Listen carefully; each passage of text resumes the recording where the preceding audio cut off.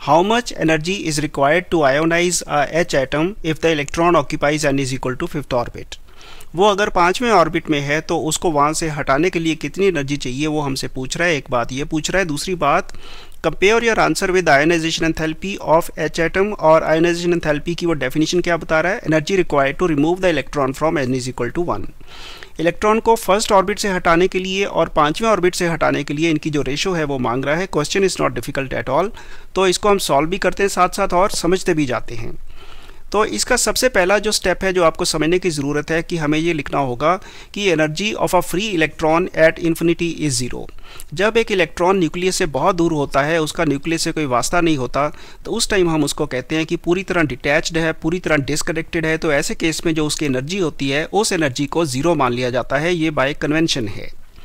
तो बोहर ने क्या बताया कि उसकी थ्योरी के हिसाब से by using Bohr's theory for H atom, उससे हमें पता चलता है कि अगर वही इलेक्ट्रॉन nth ऑर्बिट में आके बैठता है तो ऐसा करने से क्या होता है कि वो कुछ एनर्जी अपनी रिलीज़ करता है। वो एनर्जी एमिशन लाइन स्पेक्ट्रा के फॉर्म में दिखाई दी जा सकती है। वो एनर्जी जो लूज़ करता है वो फोटोन्स के फॉर्म में रिलीज़ हो जाती है। तो वो क्या होती है, En in the nth orbit जो रिलीज हो चुकी होती है, that is RH by n square, where RH is Rydberg's constant.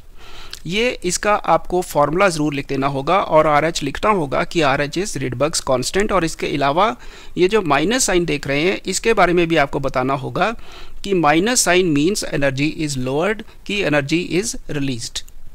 तो अब क्या होगा, अगली बात क्या है कि अगर एनर्जी इतनी रिलीज हो चुकी है तो उसको वापस भगाने के लिए energy required to remove it will be the plus En।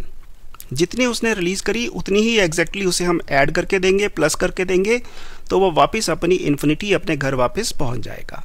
तो यही हमें बताना है और इसी फॉर्मूले के हिसाब से हम प्लस En को लिख सकते हैं RH इंटू 1/n स्क्वायर।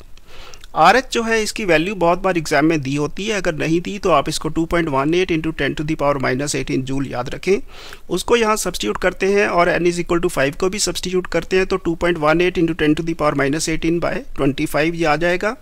इसका कैलकुलेशन करेंगे तो 8.72 इंटू 10⁻−20 जूल, ये इस पार्ट का जो आंसर आपका आ जाता है।